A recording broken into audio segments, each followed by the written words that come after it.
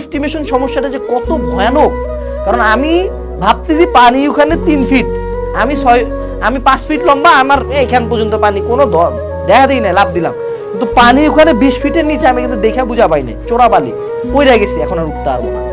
এই মোমেন্টে আমাদের ওভার এস্টিমেশন থেকে বাঁচতে হবে, এবং এটা একটা মহামারী। ওভার এস্টিমেশন থেকে বাঁচার আগে একটা কথা বলে রাখি, তুমি বলতে পারো যে ভাইয়া আপনি যতই টেকনিক শিখান তাও তো পাবলিকের সিট তো বাড়তেছে না, একদল তো চান্স পাবে না, সেটা তো স্বাভাবিক ভাই,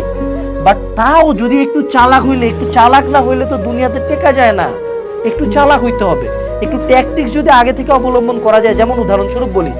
এই যে স্টুডেন্টটা যে লাস্টের দিকে আসে চিন্তা করলো পাবলিকে একটা সিট লাগবে, এবং ওর কিন্তু শুরু থেকে ক্যাপাবিলিটিটা ওরকম ছিল, ও কিন্তু চাইলে শুরু থেকে ভালো মতো প্রিপারেশন নিয়ে গুচ্ছতে যায় সাস্টে একটা সিট খাইতে পারতো, সে পারলো না, কারণ সে শুরু থেকে 3-4 জায়গায় ধরা খাইছে। আবার ধরো যেই ছেলেটার মেডিকেল পোটেনশিয়াল ভালো ছিল, সে just because of peer pressure and সমাজের দিকে তাকায় বুয়েটের দিকে গেছে, but he could have been a good doctor from SHMC বা SSMC বা DMC, ওর এই পোটেনশিয়াল ছিল, বাট সেই পোটেনশিয়ালটা কখনো এক্সপ্লোরই করে নাই। যেই ছেলেটা ঢাবি জেনেটিক ইঞ্জিনিয়ারিং এ পড়ে আজকে অক্সফোর্ড থেকে PhD করতে পারতো,